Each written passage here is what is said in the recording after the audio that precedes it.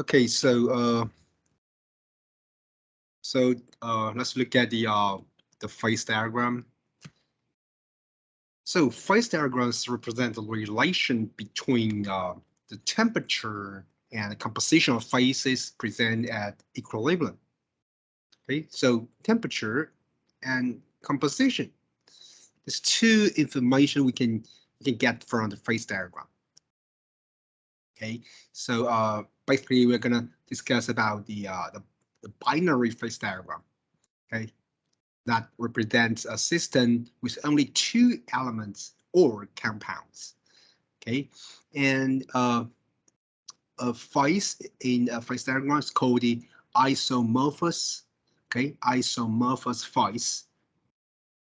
So an isomorphous system is one in which the solid has the same structure for all the composition.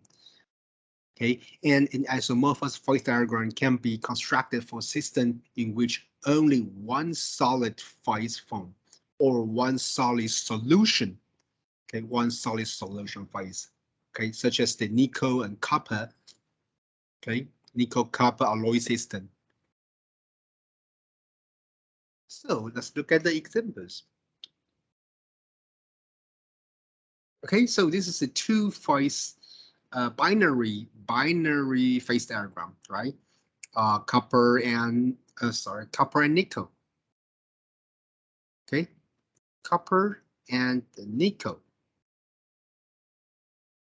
Okay, so in the x-axis, it's represents the weight percent of nickel. Okay, so here is the 0% of nickel. Okay, and 20% of nickel for 40, 60, 80, and 100% of nickel. Okay, is that clear? Okay, so and this end is 100% of copper. Is 100% of copper, and the 80% of copper, 60% of copper, and 40% of copper 20, and pure nickel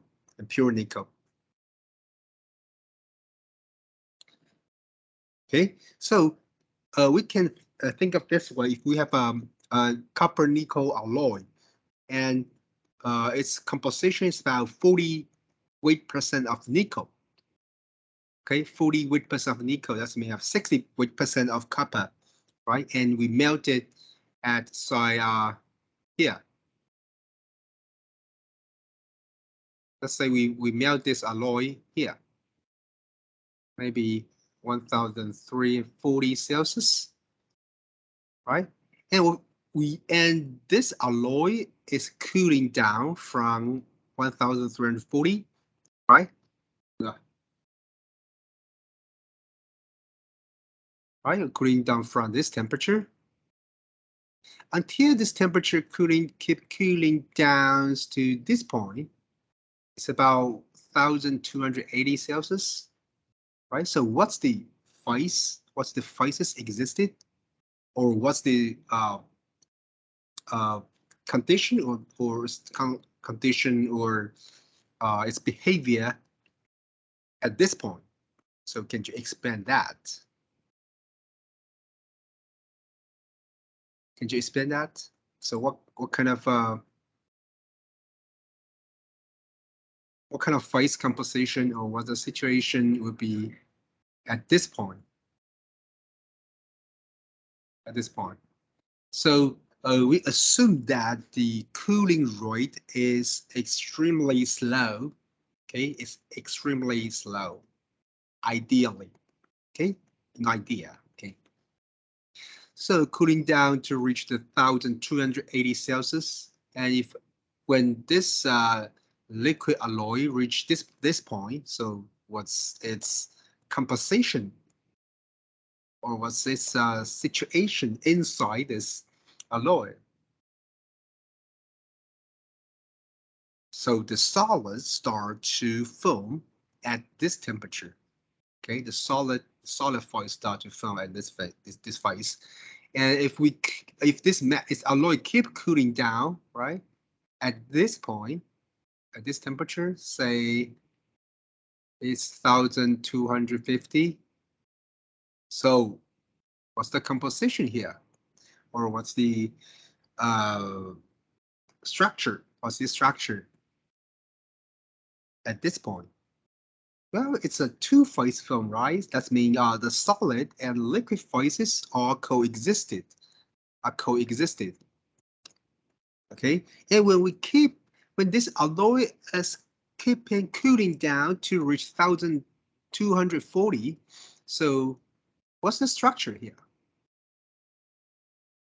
What's the structure at this temperature? What's the structure at this temperature?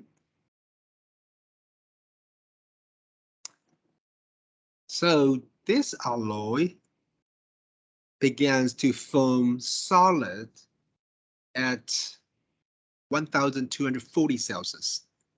Okay, and if this metal, this alloys keeps cooling down to this point, say Celsius.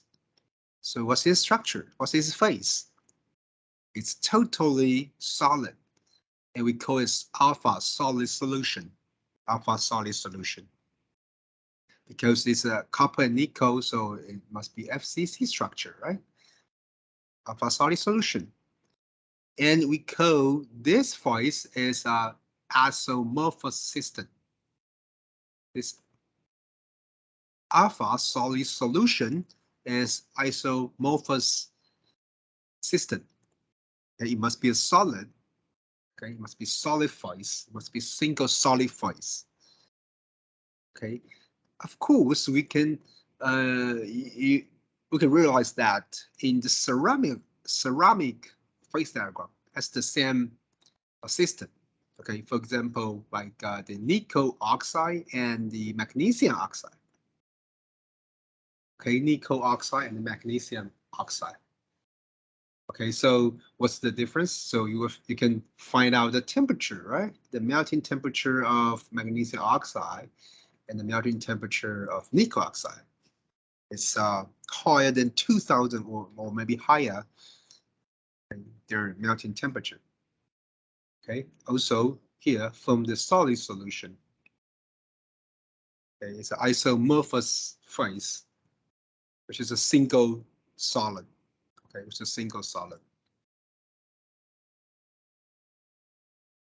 So I already mentioned this before, liquidus and solidus temperature.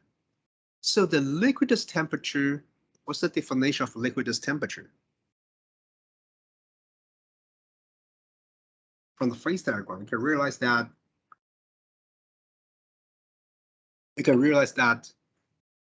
when the temperature is above the liquidus point, materials is completely liquid, right? Similarly, below the solid temperature, materials is 100% solid. And the temperature differences between the liquidus and solidus is called the freezing range of the alloy. Let's look at the previous one. So what's the freezing range? Just tell me the number for nickel and copper alloy. What's the freezing range?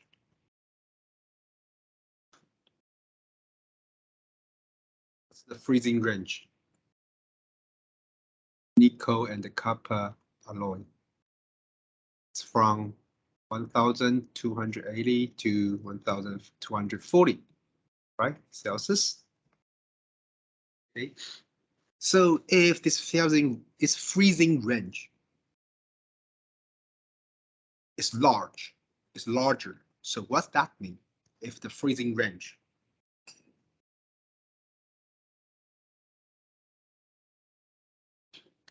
that means this alloy has the higher latent heat.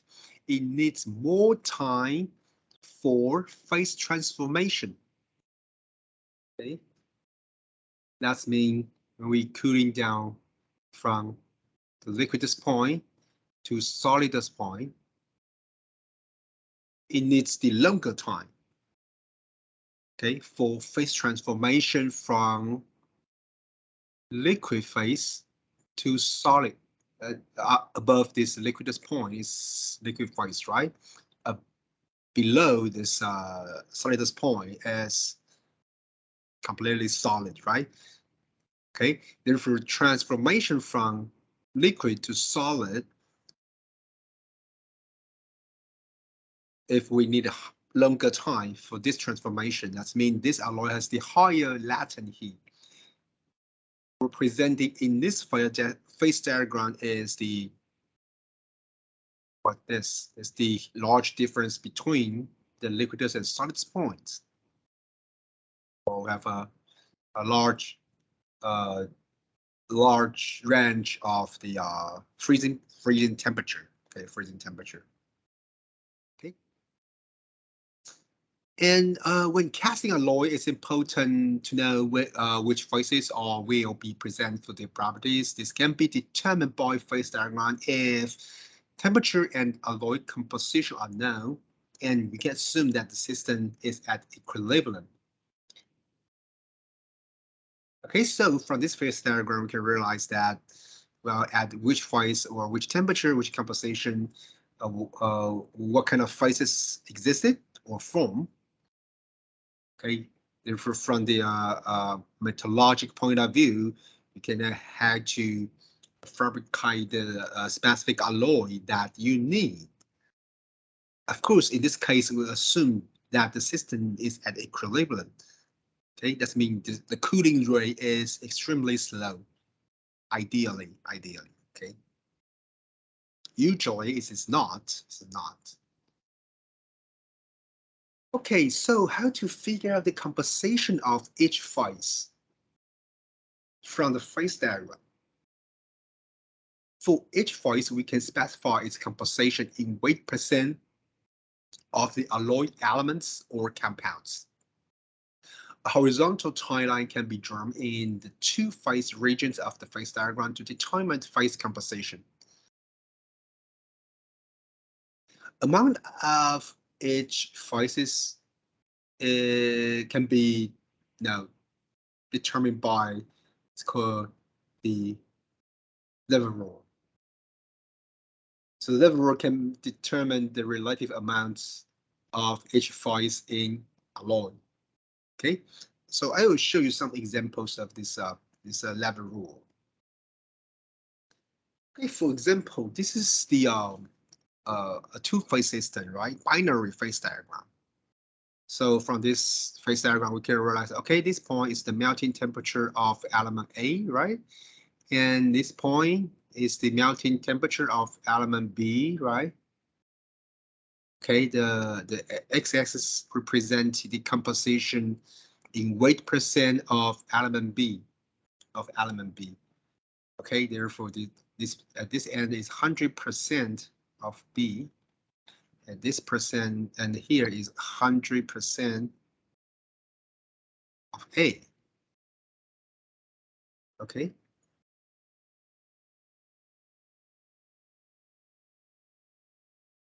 Okay, 100% of element A. Okay. And we can draw a timeline here. Okay, to find out the concentration of liquid and the concentration of solid. Okay, we can find out concentration of liquid and concentration of solid at specific temperature and composition. Okay, and composition. Okay, let's look at some examples. The phase diagram. This is the two binary phase diagram, right? Copper and nickel.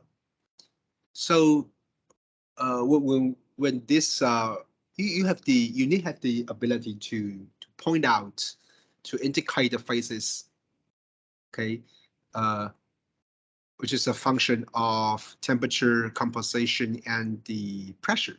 Okay, pressure is always at the 1 atm. Okay, it's atmosphere ambient pressure. Okay, so if you get this phase diagram, so what kind of information you can get it from it? from this phase diagram. Okay, so we know that, okay, it's a binary phase diagram, right? I have two components, and the temperature and the composition are a dependent variable, right? So I can find out which region is the phase liquid and which region is the solid, and where is the two-phase coexisting region.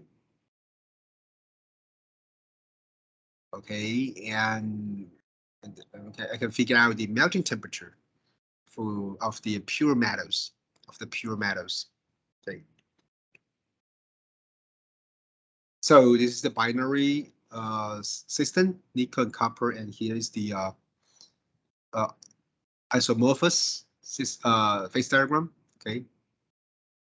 So completely solubility of one component in another. Okay.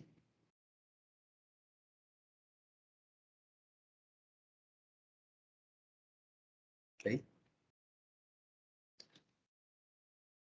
So that's determine the phase presents rule one. If we know the temperature and the initial concentration, then we know which phases is or are present.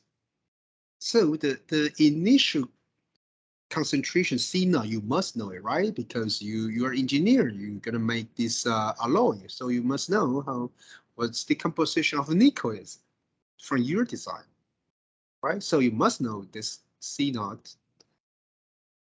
Is that right? Okay, so let's look at this phase diagram. For example, at point A. So what kind of phase in point 8? It's a solid solution phase. It's a solid phase, FCC solid solution. Right? And what's the phase of point B? Wow, point B is in the two-phase coexistent region. Is that clear? And I can find out its concentration is about 35% of nickel. Okay, and its temperature is about 1250. Right? So I can tell point A and B, its properties or its structure or its phases, okay, or its composition from this phase diagram. Okay, so let's consider to determine the composition of each phase. For example, the initial composition C naught is 35% of nickel. We already know that because you're the engineer, right? There's composition from your design, okay, from your materials design, right? Therefore, we know, okay, initially we need the 35% of nickel right here, right? Okay, then we draw a vertical line from this. Not quite vertical. Okay, from this point. Okay, and we can look at the few points along this vertical line. Point A. What's the phase of point A? Point A, it's liquid phase, right? Liquid phase, and it has 35% of nickel, right? And it's totally 100% liquid. Okay, and then we keep cooling down this alloy to the point B. So can you tell me what's the composition of each phases?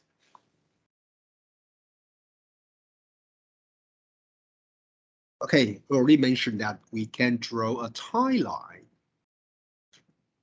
right? Pathing to the point B, a tie line here, right? And we'll find two intercept.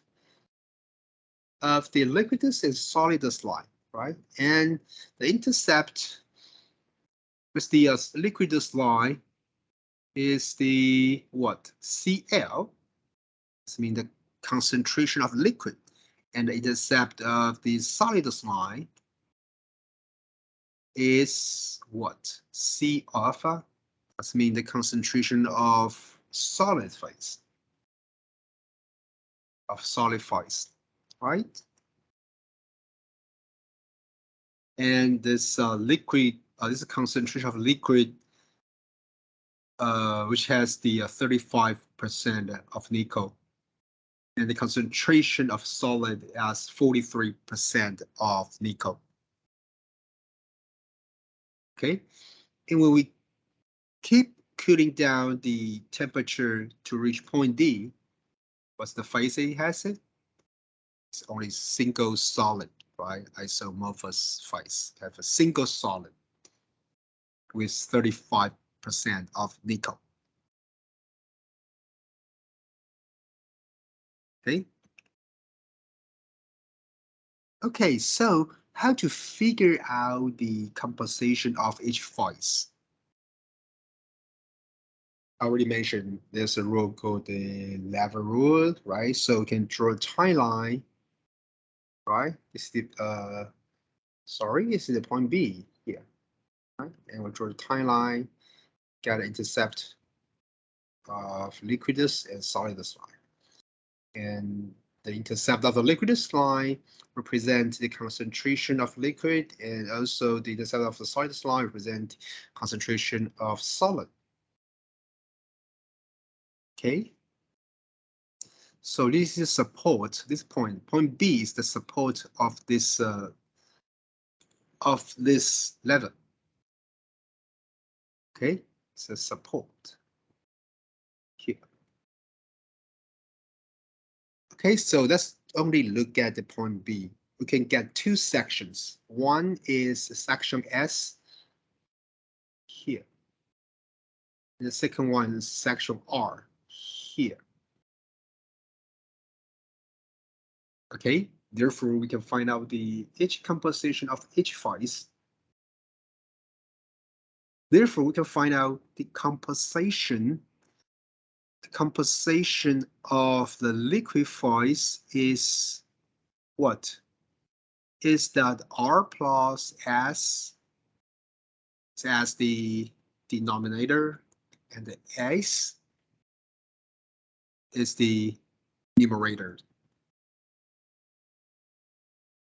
Okay, so and for the solid of a solid solution, the composition equals to the same R plus S, right, as the denominator and the R as the numerator. Right. So from the figure, from the phase diagram with timeline, we can figure out that we use the R plus S as the this R plus S as the denominator, and for the S as the numerators. Okay, S. Okay, therefore we want to calculate the composition of liquid, right? I can use this S section as the numerator. If I want to know the composition of a solid phase, I can use R as the numerator, where the denominators are the same. Okay. Therefore, in this case, we can calculate the composition of liquid, right? So the denominator is what? Is 43 CS C alpha minus CL, right? And S is in this region is equals to 43 minus 35. Therefore, we can get, okay, the composition of liquid is 73%. And the composition of alpha phase is 27%. It's 27%. Okay. So it shows that I will, it's more clear for this figure. Okay, therefore the composition of the liquid, right, equals to a fraction that R plus S as the denominator and S as the numerator, right? So we look at the phase diagram that the R plus S equals to C alpha minus CL. Okay, C alpha minus CL. And the S equals to C alpha minus C naught, right? CS. Okay, and the same approach that the composition of solid, right? Composition of solid. Okay. Yeah, it's like a teeter-totter. Okay.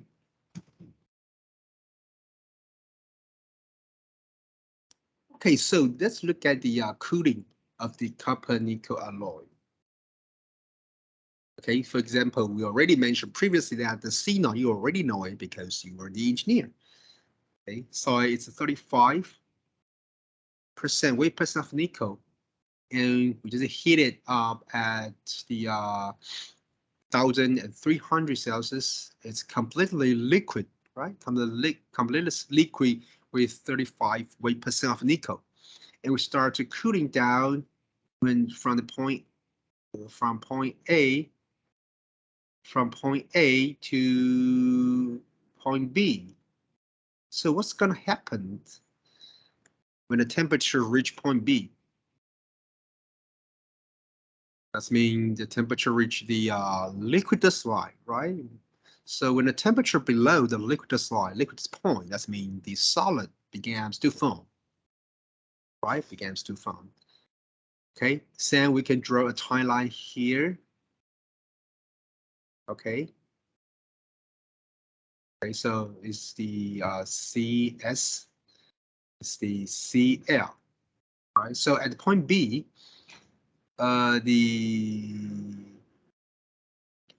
this composition of the solid has the 46 weight percent of nickel, and the composition of the liquid, which has the 35 weight percent of nickel. Okay, and when this alloy is kept cooling down to point C, well, it's a two-phase coexisting region, right? And we just draw a timeline, the same thing. You get a intercept with the solidus line and liquidus line, right? So we can draw it down, we can get a composition,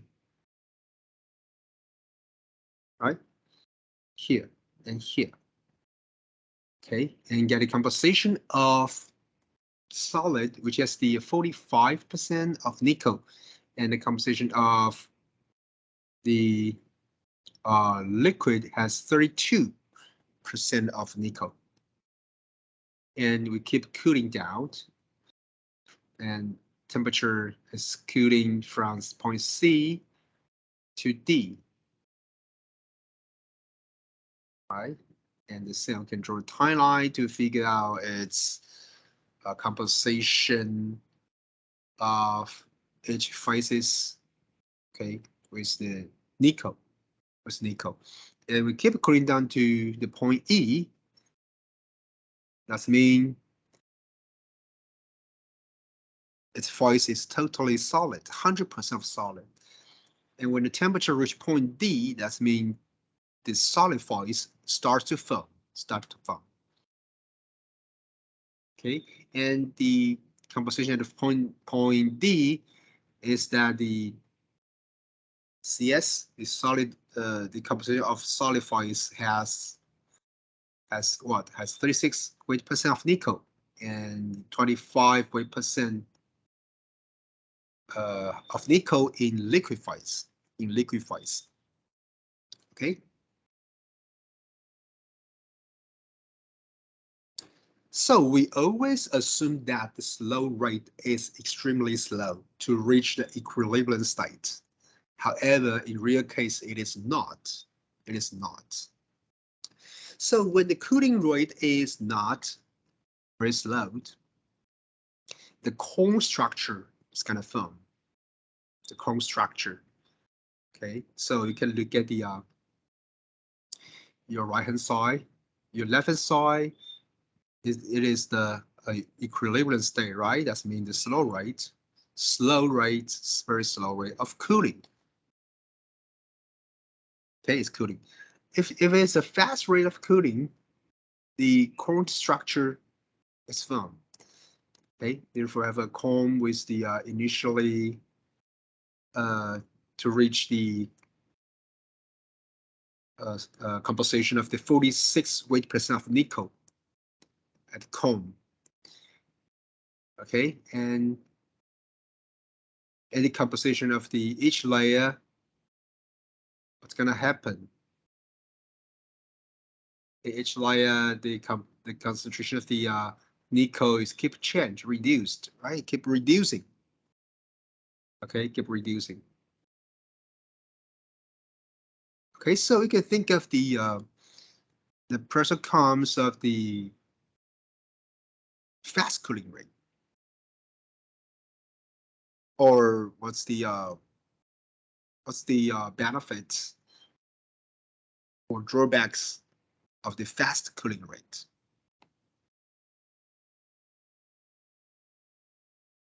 Okay. Of course, for the fast cooling rate, the structure doesn't have time to diffuse, right? I already mentioned that. Doesn't have enough time to diffuse, while its structure will be not so stable. That means maybe this mechanical property is not uniform, it's not stable. Okay, it's not uniform, it's not stable for the fast cooling rate. Okay. So we can look at the two-phase diagram with the slow cooling rate. I already mentioned previously from the liquid phase to the intercept with the liquidus line, and the two-phase region coexisted, and the intercept with the solidus line, and this point is totally liquid. Okay, therefore initially the liquid had 40% of nickel, right? 40% of nickel. And when this point, when the temperature reached the liquidus point, that's mean the solid start to form, right? That's mean the solid start to form. If we draw a timeline here, we'll get the composition of solid, right? So from this point,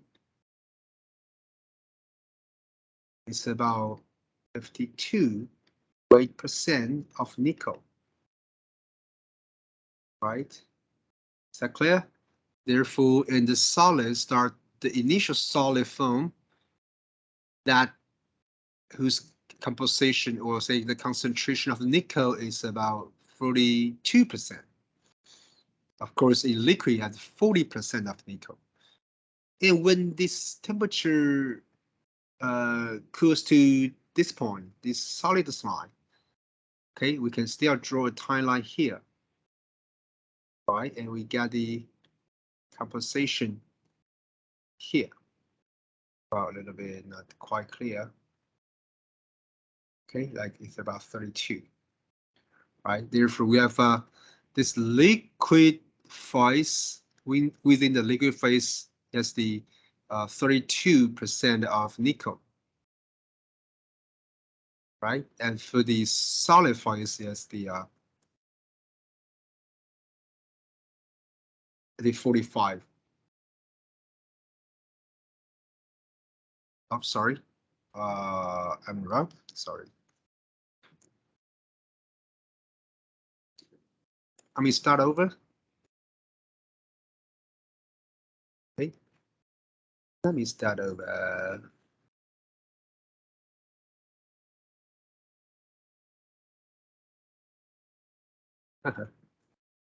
Okay. So at the this point, and make some mistakes. This point,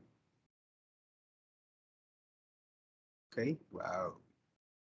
At this point, okay. Let me start over.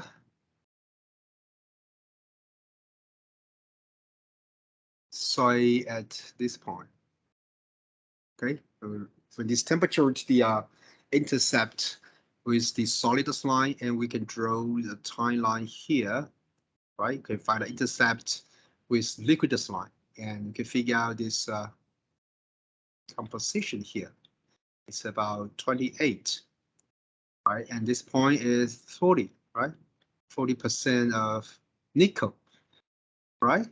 Therefore, so okay, in this liquid phase, this is a liquid phase, okay? Liquid phase has the 28% of nickel. Okay, in the solid phase, yes, the 40% weight percent of nickel. Okay, and when its temperature keeps cooling to reach this point, that means it is a solid solution phase, right? It has a totally 40% of nickel, and it's totally solid phase. It's totally solid phase. Okay, and we already mentioned that all the cases we are talking about as the equilibrium state. That means the slow cooling rate. The cooling rate is extremely slow. Okay, if this cooling rate is fast, so what's going to happen? I already mentioned that the cone structures happen, right? So let's look at this figure. It shows the fast cooling rate. The same, we have the same composition. The initial composition is about 48% of nickel, right? And we start from this melting, this liquid phase, right? And we cooling to reach this sorry, we cooling to reach this liquid line, right? And we can draw a timeline, right?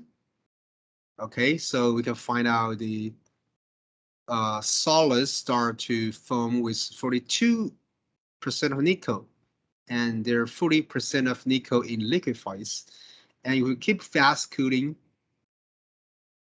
to this point. And in this case, this solid line will modify to this dot line. Okay, that's mean the fast cooling rate. Okay, for the slow cooling rate, right? The composition of the solid, okay, solid is here. However, for the fast cooling rate, the composition will shift to here. The same if the cooling rate is still fast, when this temperature reach to the solidus line, right? At this point, and for the fast, this is for the slow cooling rate, right? For the slow cooling rate, and for the fast cooling rate, this point will shift to here. The same. This point is for the slow cooling rate, and the fast cooling rate will shift to here. Okay. Okay. Therefore, we can find out the solidus line shifted. Okay, shifted. Okay, that's mean the cone structure form. Okay, so initially we have 42% of the alpha, right? And this, the inside, the core structure is 42% of the nickel in solid phase. And this second core structure with 42% of what? Of nickel, right? And then the third structure form, which is the 40% of nickel, right? 40% of nickel. And 1, 2, 3, and 4 structure cores form is about what? 31% of nickel. Okay. Okay. And finally, it's about like 25% of nickel. Okay, therefore the cone structure is formed. Okay, so let's look at the point, compare a little bit. Let's compare with this point. Sorry, maybe this point and this point.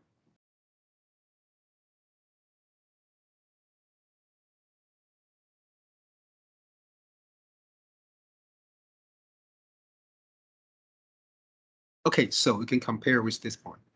If sorry, I'll start over again. It's like a mess. Okay, so let's compare this temperature, this timeline here. Right. So here's a cone structure of the 45% of nickel in solid, and the second shear is about 46% of nickel in solid, right? And the same right here, right here, right here. Okay, the same composition and temperature. Okay, but with different cooling rate. And in this case, it's uniform with the 45 nickel in solid, right? And 32 nickel in liquid, right? Compare with this, this. Okay, you can compare its difference. Okay, and you can imagine that this is the final solid solution, right? Solid solution, and this is this final solid solution. So you can imagine which one is the mechanical property is uniform, right? You can compare with that. Okay, so we don't want to parts, mechanical parts or component has very unstable property.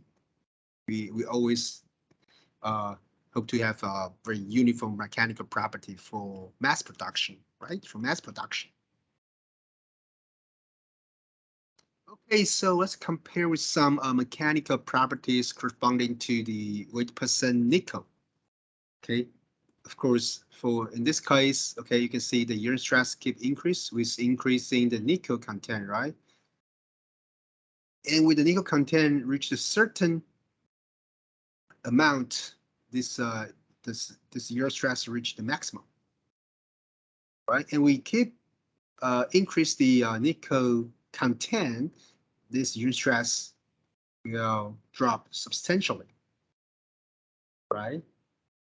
So we can see that the same situation as the that of the tensile stress, right? So we keep increase the the nickel content in copper, right? So its tensile stress keep increased to reach a maximum point.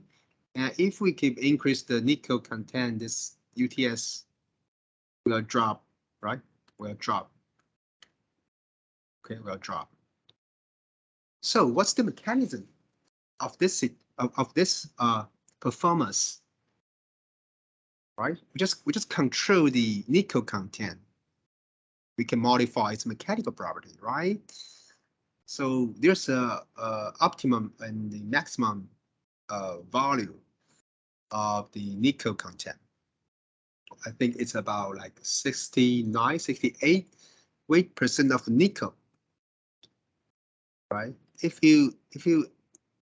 this alloy element added is more than this specific percent or this specific composition, its mechanical property will reduce. Okay, will reduce. Okay, so here I mentioned that like that in this region, it's nickel strengthened copper. That means the copper is the matrix. Okay, copper is the matrix. And in this region, nickel can be regarded as the matrix, right? Because it's nickel will be the lattice atom. So you can imagine that you need to realize your specification of this component for point defect. Okay, for point defect. Okay. Okay, therefore this point is the UTS of the pure nickel, and this point is the UTS of the pure copper. The same. This point is the yield stress of the pure nickel, and this point is the the yield stress of the pure copper. Okay, and this plot is it's kind of inverse or the mirror of the elongation. Okay, elongation. That's for sure. If the component has the higher strength, whose elongation or its ductility will become weaker, right? Will become weaker. Okay. Okay, I think our course will be ended here. See you next time.